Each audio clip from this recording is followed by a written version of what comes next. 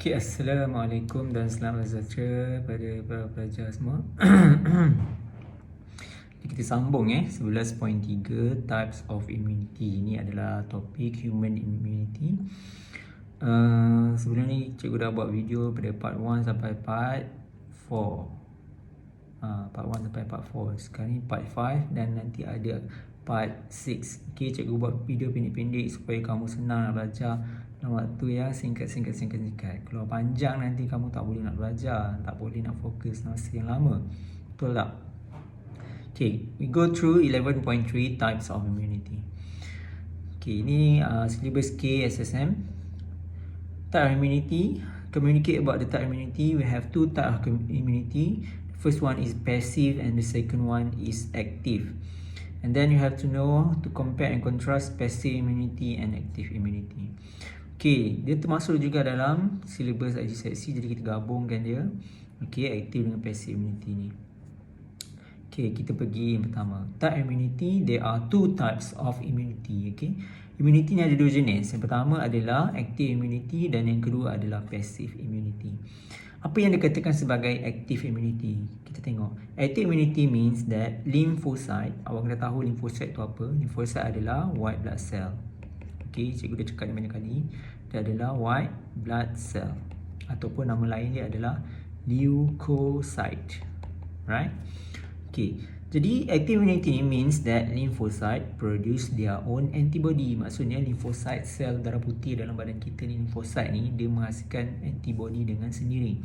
As a response to stimulation by the antigen. Maksudnya bila ada pathogen masuk, ada antigen masuk, jadi kita punya lymphocyte produce antibody untuk melawan antigen tersebut ataupun pathogen tersebut. Itu yang kita katakan sebagai active immunity. Our body produce its own antibody. Okay. While passive ni pula means that body receive antibody from external source. Maksudnya antibody tu bukan badan kita yang hasilkan, bukan lymphocyte yang hasilkan, tetapi antibody tersebut kita ambil daripada sumber luar, daripada injection daripada luar. Selalunya dekat hospital lah kita dapat anti-serum injection. Okay, faham tak? Kalau aktif, lymphocyte produce their own antibody. Kalau passive, body receive antibody from external source. Both of these type of immunity can be naturally or artificially acquired. Apa maksudnya? Maksudnya kita boleh dapat secara semula jadi atau kita induce dia. Okay, nanti kita pergi secara lanjut. Tengok sini. Jadi immunity terbahagi pada dua. Yang pertama adalah aktif, yang kedua adalah passive immunity. Dan setiap satunya ni terbahagi kepada dua. Cara kita mendapatkannya iaitu secara natural ataupun secara artificial. Secara natural maksudnya kita pergi kepada we go through first active immunity. Natural active immunity acquired after individual recover from infection. Okay, recover from infection maksudnya kamu jatuh sakit, lepas tu kamu dah sembuh dari penyakit tersebut.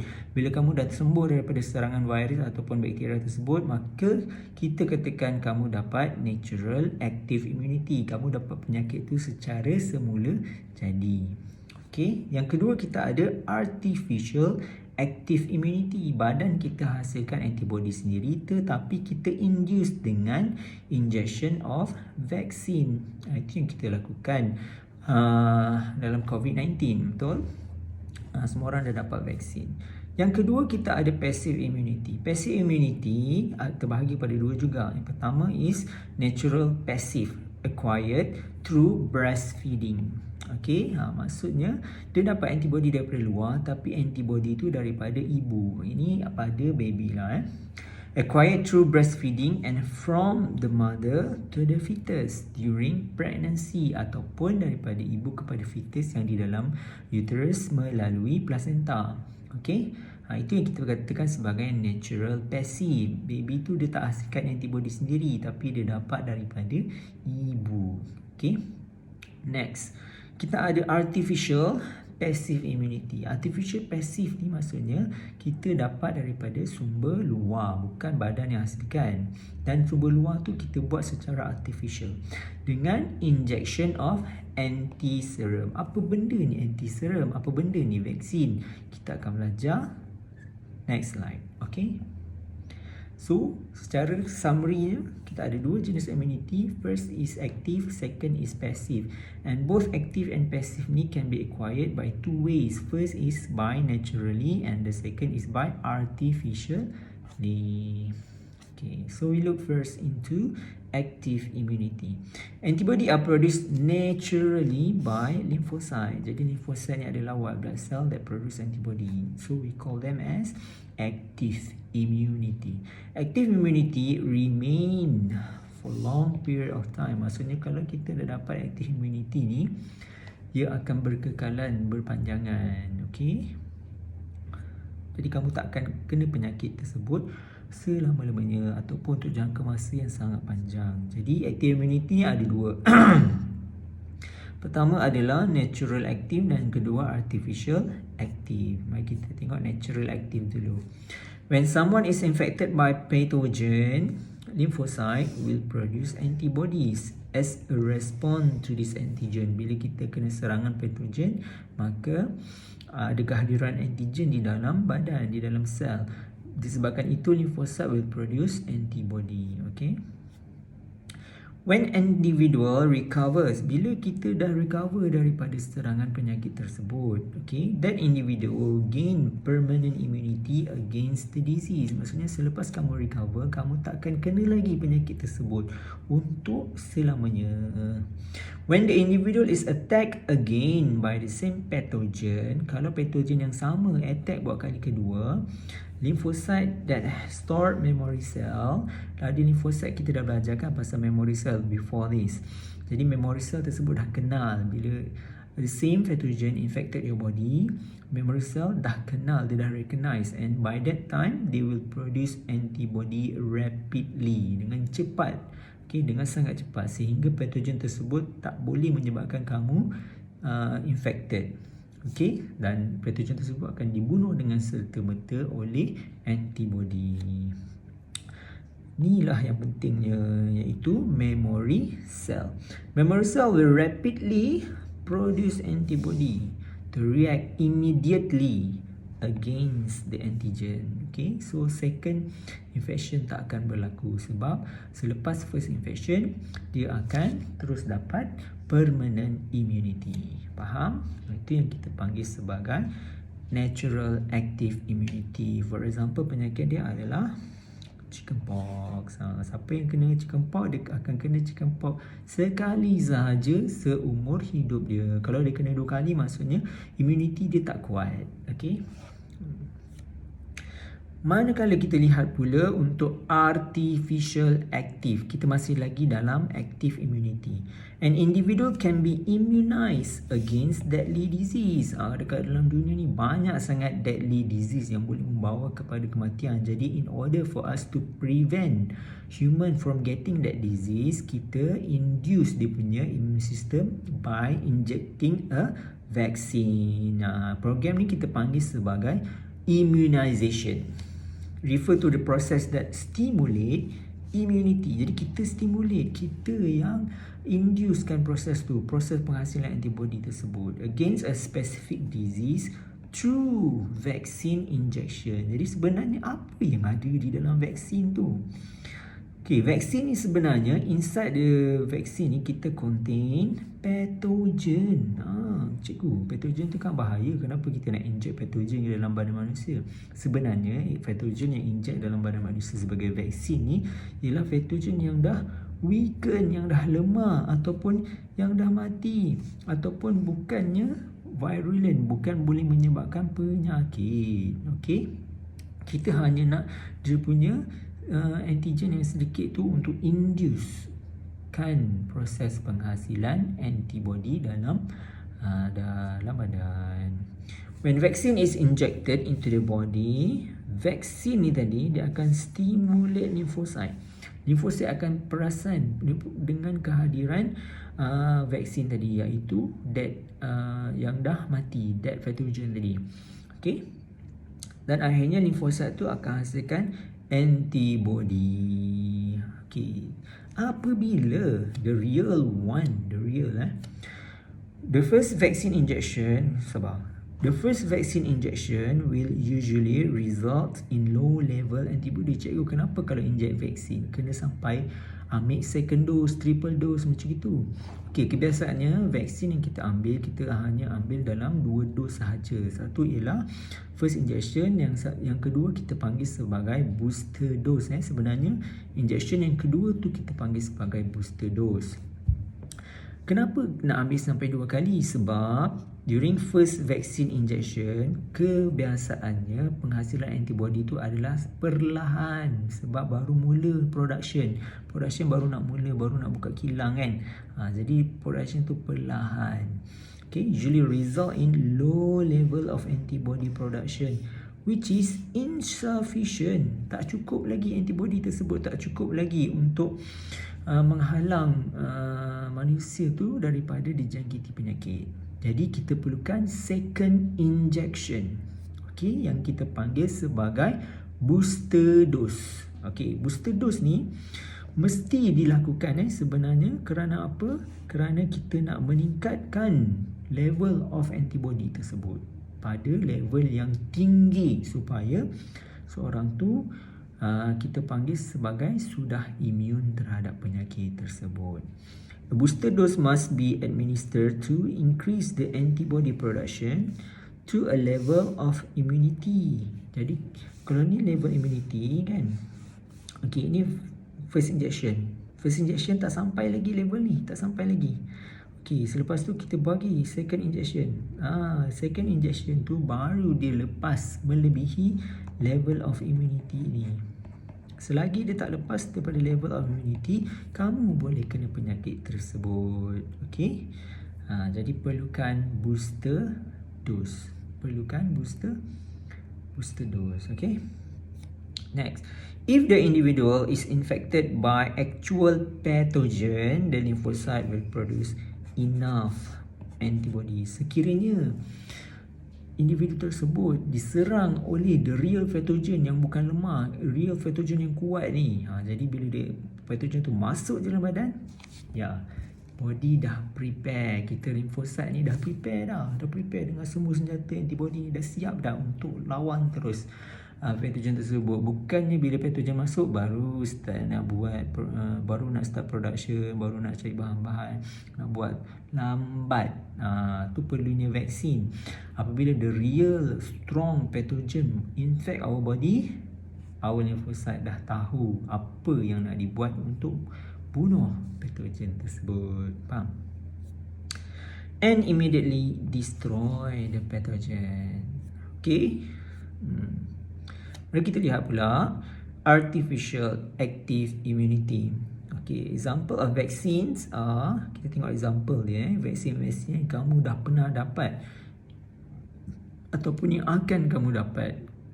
Pertama, Salk vaccine for poliomyelitis, untuk penyakit polio. Kita ada vaksin juga untuk mencegah manusia ni daripada terkena penyakit poliomyelitis. BCG semua orang dah dapat, termasuk kamu, termasuk saya kan, masa kecil-kecil.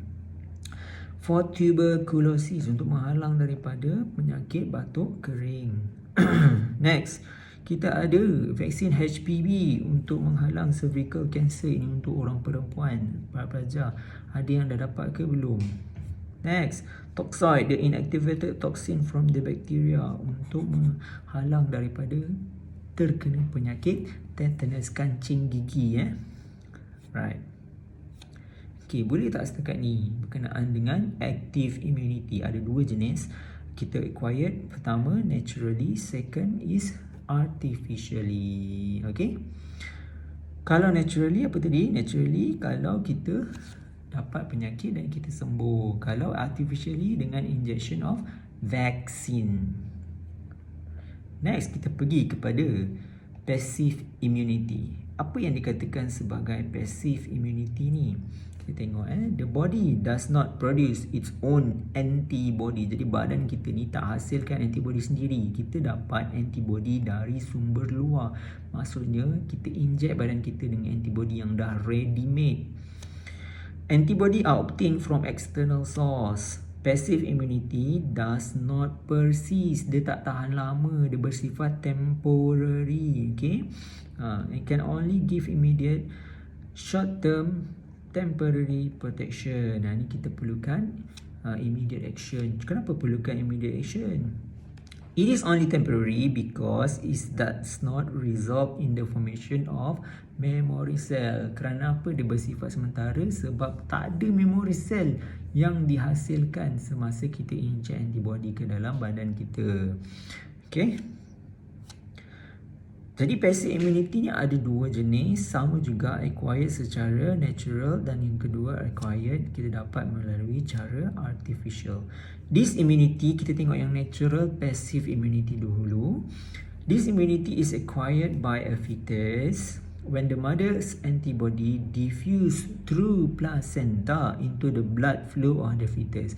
Ini fetus yang di dalam uterus ibu perlu dipertahankan daripada serangan virus dan bakteria. Okay, jadi dia akan dapat antibody daripada ibu melalui placenta. Yang kedua, selepas fetus itu lahir sebagai baby, dia pun terdedah kepada serangan-serangan bakteria dan virus. Jadi dia punya antibody masih lemah lagi. Dia mesti mendapatkan antibody daripada from the mothers through mother's milk during breastfeeding. Okay, antibody also protect the baby for the first few months. Okay, after birth through antibody that are found in the mother's milk or colostrum when breastfeeding.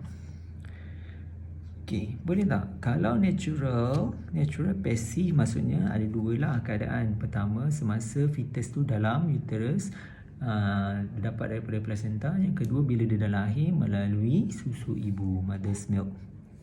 Then we go to the artificial passive immunity. This immunity is acquired through an antiserum injection. Okay, antiserum ni sebenarnya apa? Antiserum ni sebenarnya antibody yang dah siap ready made. Untuk apa? Untuk fight specific antigen. The antiserum injection give immediate protection. Kenapa kita nak protection yang segera? Kerana mari kita lihat example of antiserum adalah anti-tetanus, anti-rabies, poisonous snake. Contohnya kamu terpijak paku yang berkarat, maka kamu pergi hospital, doktor akan inject dengan antiserum untuk mengelakkan kamu daripada terkena penyakit tetanus lah. Okay. Yang kedua, anti-rabies. Kalau kamu kena gigit dengan anjing gila kan, ataupun haiwan-haiwan yang dah infected dengan virus rabies ni, kamu perlu kena dapat injection antiserum for anti-rabies. Dan juga kalau terkena patukan ular, kita akan pergi ke hospital dan doktor akan tanya, kena patuk ular apa? Ular tedung. Jadi doktor akan bagi antiserum untuk patukan ular tedung. Faham? Dan antibody ni tak tahan lama dalam badan. Lama-lama dia akan hilang. Jadi kalau kamu kena patuk bulan ni, bulan depan kena patuk lagi, kena ambil lagi. Macam itu. Faham tak? Dia tak tahan selamanya. Okay, mari kita tengok comparison. Dalam comparison mesti ada similarities dan differences. Pertama kita tengok similarities. Apakah similarities dia? Passive dengan active ni. Protect the body from infectious disease. Involve interaction between antigen and antibodies. Mari kita lihat differences between artificial active dengan artificial passive. Okay, active dengan passive. Secara artificialnya apakah perbezaan dia? Pertama kita lihat macam mana kita dapat. Kalau artificial active kita dapat daripada injection of vaccine, manakala artificial passive kita dapat melalui antiserum. Kamu kena tahu bezakan ni semua. Injected substance, apa yang di-inject dalam vaksin tu? Dalam vaksin ada pathogen yang dah weaken, mati ataupun non-virulent. Manakala dalam active antiserum kita ada specific antibody yang dah ready made, badan tak perlu hasilkan. Purpose dia adalah untuk prevention, supaya kamu tak diserang penyakit tersebut pada masa akan datang kalau artificial active. Manakala kalau artificial passive, kamu dah kena patuk dengan ular. Jadi dia adalah method of treatment, dia bukan method of prevention. Faham? Next, apakah efek dia? Efek dia kalau kita tengok artificial active, dia tak boleh bagi immediate protection sebab dia perlukan masa, okay? Dan dia perlukan booster dose untuk penghasilan antibody tersebut. Bukannya hari ni kamu injek, hari ni kamu dah dapat protection against that disease. Bukan. Tapi kalau artificial passive, dia akan dapat immediate protection. Hari ni kamu kena patuk ular, hari ni juga kamu kena injek dengan anti-serum tersebut. Immunity period, kalau artificial active, period of immunity adalah untuk long time, untuk jangka masa sangat-sangat panjang, kemungkinan sepanjang hidup kamu. Immunity is temporary and does not persist kalau untuk kalau untuk artificial passive. Okay, when injection is given, injection given untuk artificial active adalah sebelum kita kena penyakit. Kalau kita dah kena penyakit baru nak injek vaksin, tak guna. Vaksin adalah untuk prevention, bukan untuk treatment. Okay. Next, antibody injection is given advance if there is a high risk of infection or immediately. Ada dua. Pertama, kita boleh bagi antibody tu secara advance atau secara immediately. Contohnya kamu nak pergi ke negara-negara yang ada banyak penyakit, yang berkemungkinan ada penyakit berbahaya, kamu kena ambil injection anti-serum terlebih dahulu di dalam Malaysia, untuk mengelakkan kamu terkena penyakit tersebut.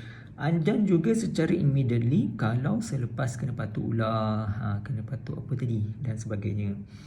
Antibody are produced by lymphocyte kalau artificial active, manakala antibody are obtained from anti-serum kalau artificial passive. Right. And the last one, the need to give second injection. Kalau artificial active, perlu tak second dose? Perlu, memang sangat perlu kepada booster dose. Manakala kalau artificial passive tak perlukan booster dose. Kenapa?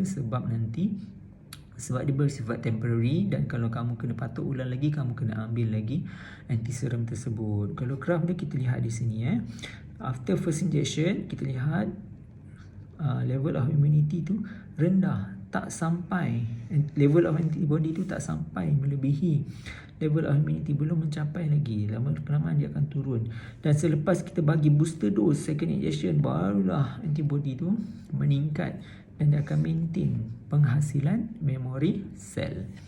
Manakala kalau kita bagi anti-serum, dia terus immediately tinggi, terus tinggi. Kenapa? Sebab kita bagi antibody daripada sumber luar, jadi level antibody itu terus tinggi, dan lama-kelamaan dia akan hilang, dia akan menurun. Jadi kalau kamu kena patuk ular lagi, kena injek lagi. Kalau kena patuk ular lagi, kena injek lagi. Kena patuk ular lagi, kena injek lagi, sampailah kamu tak patuk di ular. Faham tak? Okey, tolong buat latihan ni dalam buku, nota masing-masing. Sekian saja untuk type of immunity. Next, the last part, last part selepas ini, part 6. Lepas tu dah habis bab human immunity. Thank you very much.